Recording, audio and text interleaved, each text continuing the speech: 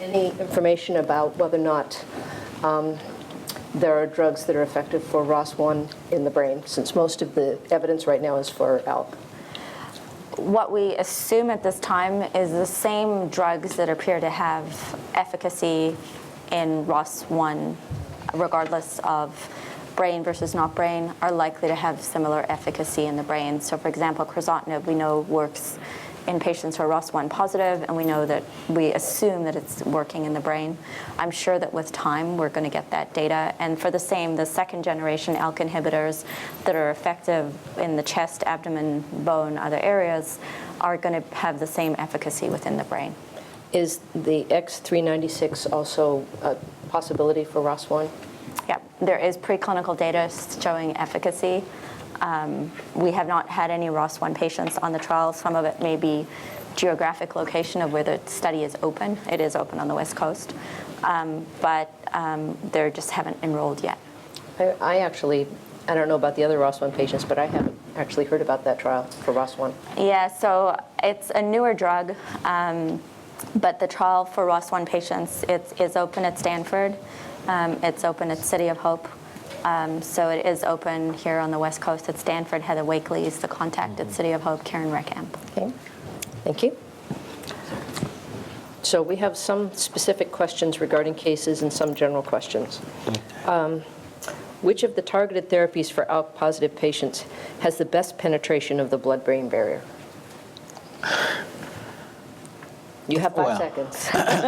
Well, I think best is probably not going to be an easy word to use around here. We know those who have very good penetration, like alectinib, brigatinib, ceritinib.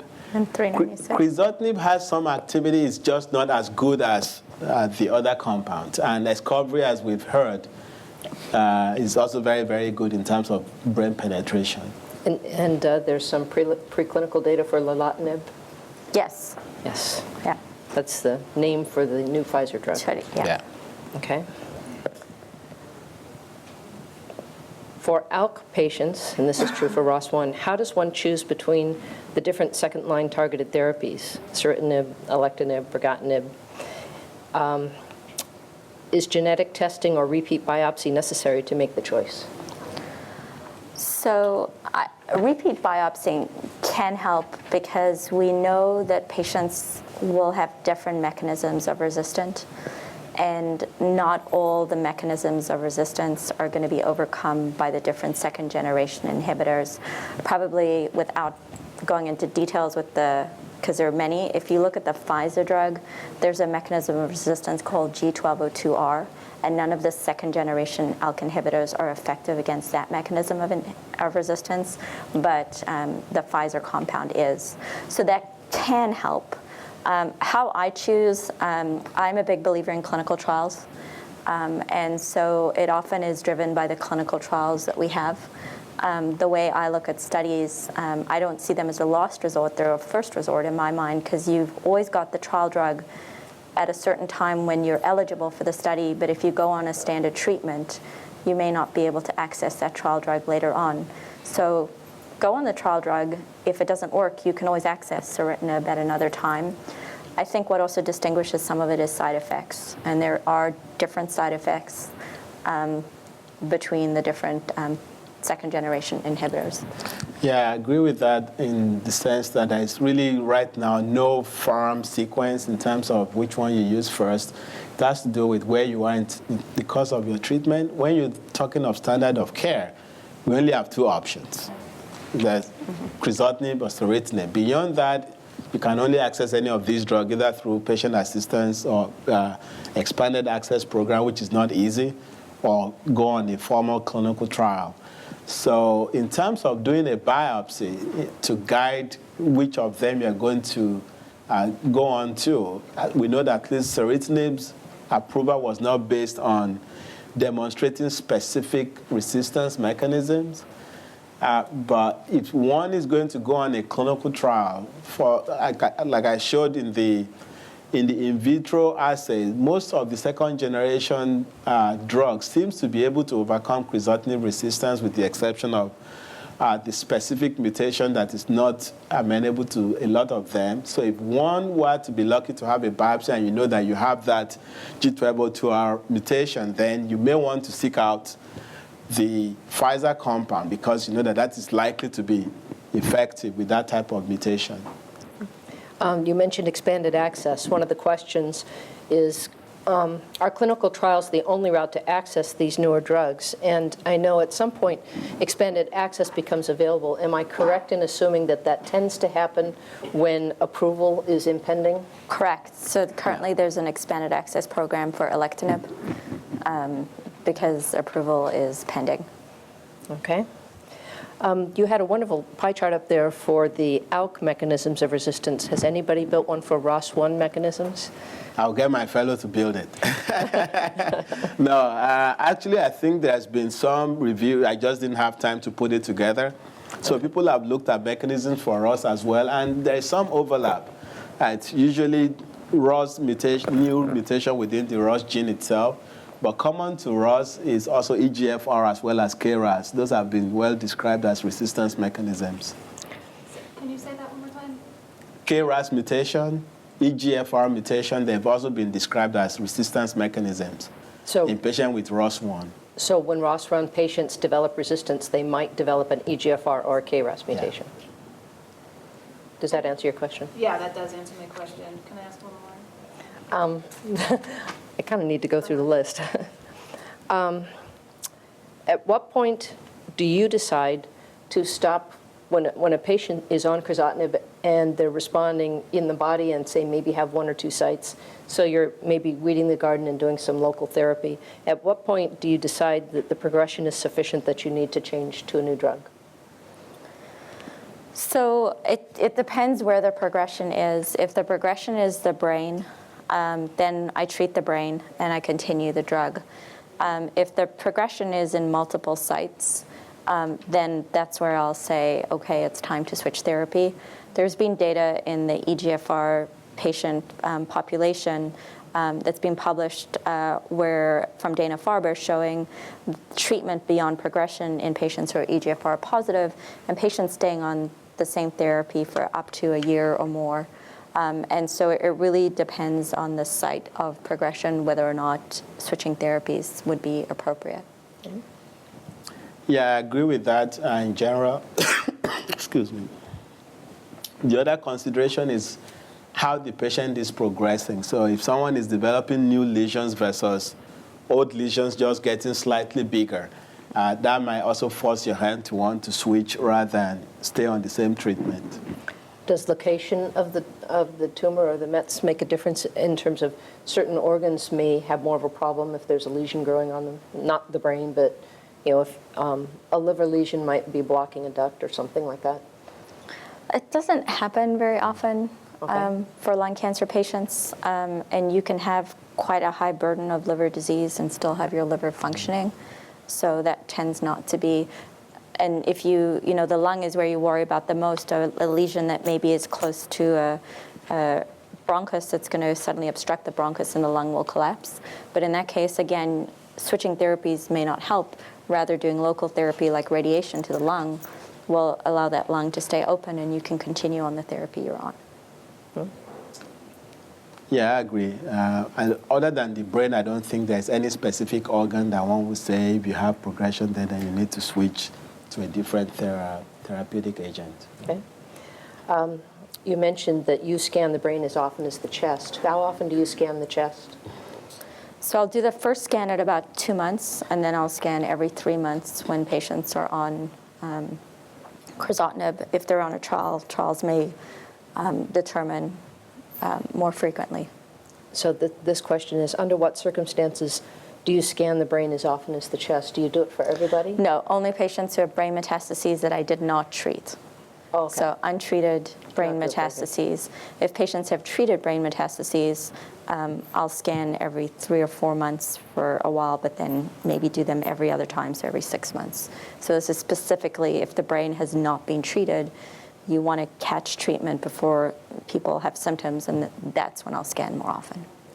Yeah, I know it's tough sometimes to get insurance approval for my brain scans every 6 months. So. Insurance generally will cover, I don't know if you had CNS disease, insurance will cover for patients with known CNS disease. No, I've not had it. Right, so with untreated CNS disease, I also have problems. Pushback. The pushback from insurance, and often have to do a peer-to-peer and explain the data and why I'm scanning. For untreated, for patients who do not have known CNS disease, I only scan the brain once a year. Okay. So if you have a patient who's progressed and has gone to a second-line therapy, and say ceritinib, and they're now progressing again, are they less likely to benefit from a second or third line in targeted therapy? So I don't know if you want to fill. I'll let you go Not first this time. necessarily. Yeah. So I don't think we have the data to suggest that patients are less likely to benefit going from second to third targeted agent therapy. I think it has to do with what agent we are switching to. The most experience we have is in crizotinib failures.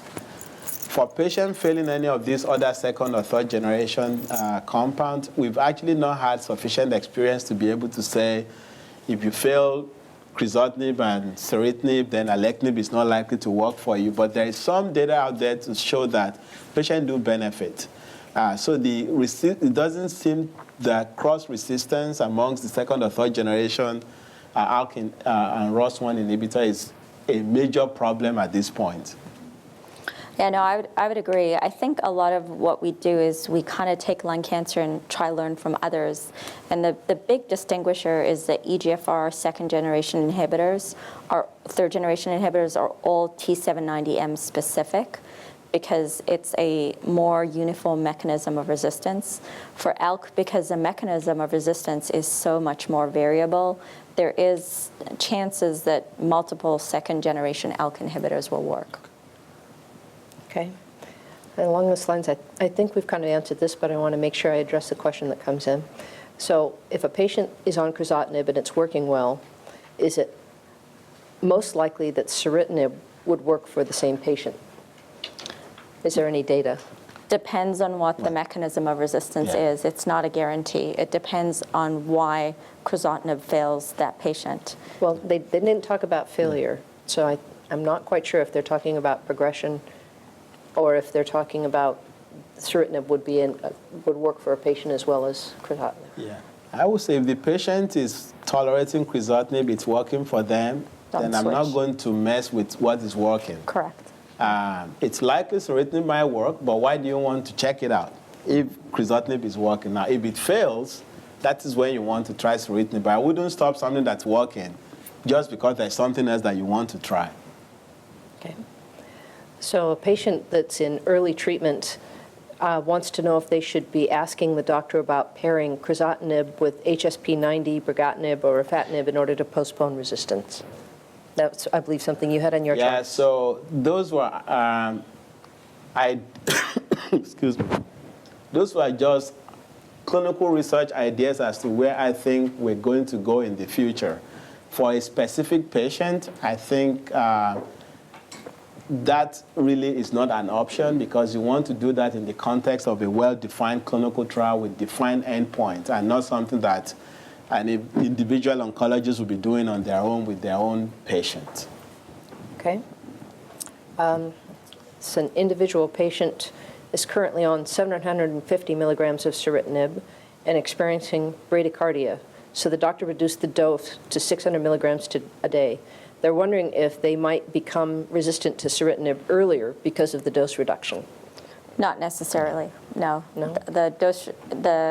We need to really manage side effects, bradycardia, nausea, some of the toxicities you might see, and there is nothing to suggest that lowering the dose that you're going to develop resistance sooner.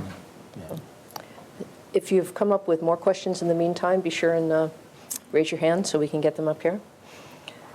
So one of the discussions that I've had with some of the doctors is that there are now new trials coming out for first-line targeted inhibitors. What do you think about encouraging patients to try a clinical trial first line when they already know crizotinib is available and works for so many patients? So I do encourage people to go on first line. The question, what these trials are looking at is, can you have improved progression-free survival by getting a third or second generation inhibitor first? And some of the phase 1 data with the second generation inhibitors, alectinib, brigatinib, X396, seem to indicate that patients are actually on these drugs for longer first line than they are on crizotinib. And so I encourage folks to do clinical trials. We have lots of people who are on first-line 396 on our phase 1 trial, similarly to they had ceritinib and alectinib. And I will echo that sentiment that crizotinib is approved, but that doesn't mean that the end of discovery is here. We still need to figure out better ways of newer drugs, getting them early to patients, or even other things to make crizotinib itself work better. So going on a clinical trial for first-line therapy, I don't think is a wrong decision or a wrong step to take. As we all know, most clinical trials are conducted with very good supervision, and you have to justify why you think that that is a strategy that is worth exposing patients to. So it's not just a matter of someone having a new drug and they want to test it in the front line. You actually have to have some data to suggest that you expect to be as good or better than crizotinib before they will allow you to go do that type of clinical trial. And the FDA has to agree that you have good data before they allow you to open those trials. Okay. Is there any way to find one's type of resistance besides doing a rebiopsy? And if yes, is this something we can track with regular labs to catch early? This is kind of what we were talking about in the serum biopsies. Correct. Yeah, so right now, repeat biopsy is considered the gold standard. Some of the trials, including the trials we're involved with, are looking at serum biopsies. But at this time, the gold standard would be a repeat biopsy. And the test when you do the repeat biopsy is different. So currently, many patients are diagnosed as being ALK positive by FISH testing, or immunohistochemistry is also approved by the FDA.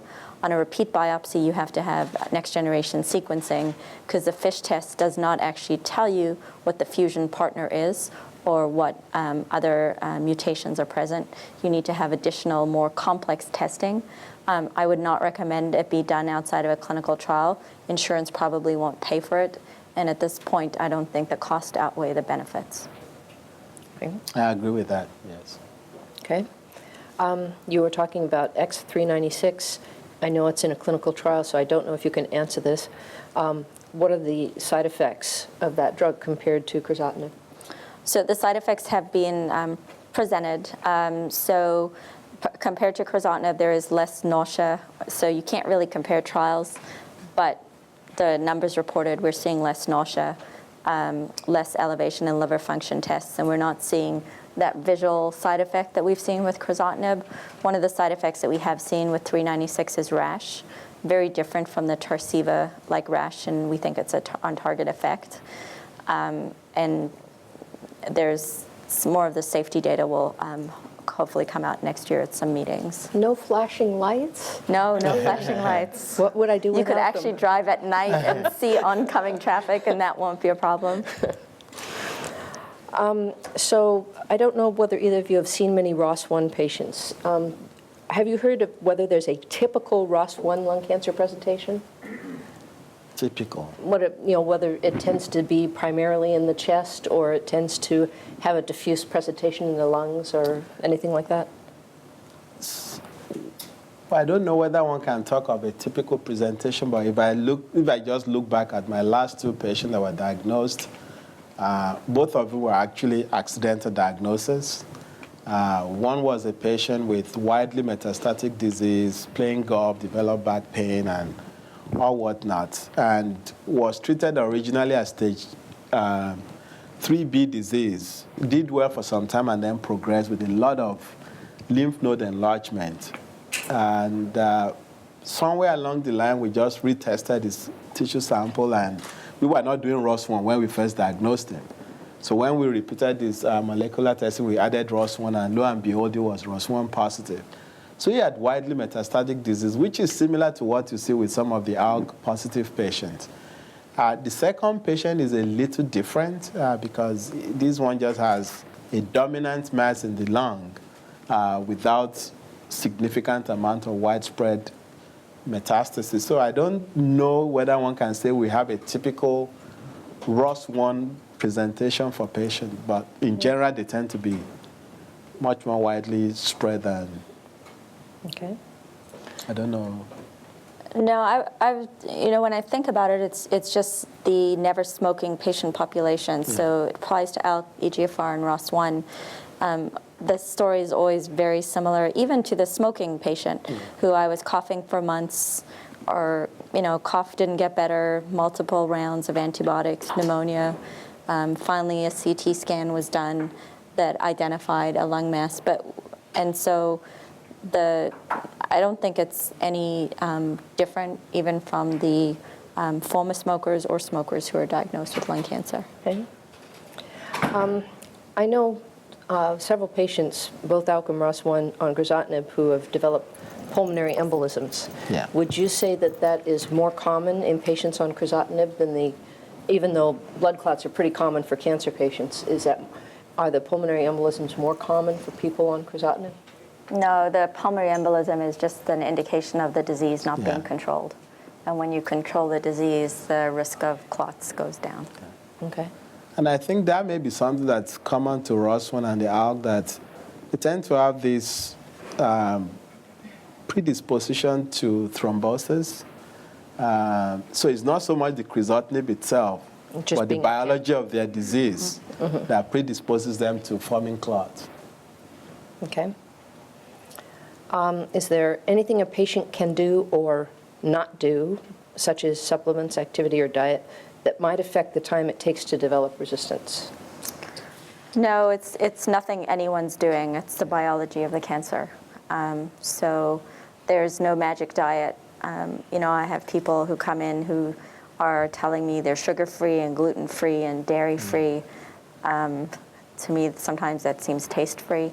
A balanced diet is what you need. You need some meat in your diet so you get iron. You can have sugar or a piece of cake every now and then.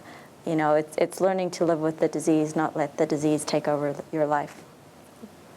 Yeah, I think that has to be emphasized a lot. People want to go to the extreme, thinking that there's something magical out there that you're not doing to improve your chances. I think just reasonable common sense things that we all do, balanced diet, exercise in moderation, not having to go climb Mount Everest to be sure that you're fit. We couldn't breathe up there anyway. Yeah. So I think if you keep up with all those, my nurses, they always encourage my patients to drink water. I say, you have to start with me. Because they always say, you need 1 gallon of water a day. I think if one can do it, that's great. But I know that I have to do that myself. So, one of the concerns patients sometimes have is when we leave crizotinib and transition to a new drug is the washout period in between. For a while, some of them were quite long, and patients are concerned about TKI flare. Is there anything that patients can do during that period to minimize the chance of flare? For one thing that's been suggested is, since we know grapefruit competes with the liver for getting the crizotinib out of the system, that if they ate a lot of grapefruit, it might keep the crizotinib in the system longer during the washout period. Is there anything that we can do to reduce our chance of flare? So washout applies to patients going from standard of care onto a clinical trial. Think if you're moving from crizotinib to soritinib, for instance, where you're going to get it as standard of care, there's actually no mandate for you to be free of crizotinib for this many weeks before you take it. That has to do more with going on another clinical trial where you do not want overlapping toxicity from your previous treatment to now confound the new treatment. In general, what I do for my patient when they're switching from TKI is, once the decision is made to stop, if they still have stock of the old drug with them, I tell them to keep taking it until they get the new supply. And then once they get the new supply, to switch immediately. We do not have any data of any serious drug-drug interaction between any of these compounds to mandate having a washout period outside of the requirement of someone going on a clinical trial, to the best of my knowledge. Well, yes, and so that's the question. Yeah. So clinical trials have become aware of that. Yeah. And we learned that more from the EGFR patients and the data published by Memorial. Washout used to be 14 to 28 days. Now the majority of trials have a 3 to 5 day washout, and the chances of flare in 3 to 5 days is really minimal. They generally tend to have it for what they call 5 half-lives of the drug. And so within 5 half-lives, the concentration of the old drug is dramatically reduced. And so most trials tend to account for that now. Okay. Some of the people who watch this video might be in Europe. Are there any clinical trials that you know of available for ALK or ROS1 in Europe? They're all available. They're all global Yeah. trials. We couldn't do these trials without the world. ROS1, ALK are so rare. So ALEX was a global trial. The phase 3 brigatinib trial, it will be a global trial. The EXALT trial with X396 is a global trial. These are all global trials because the sooner we get folks in, the sooner we get results, and the sooner we get results, the sooner the drugs are available. Okay. Any other questions? Oh, I was just writing.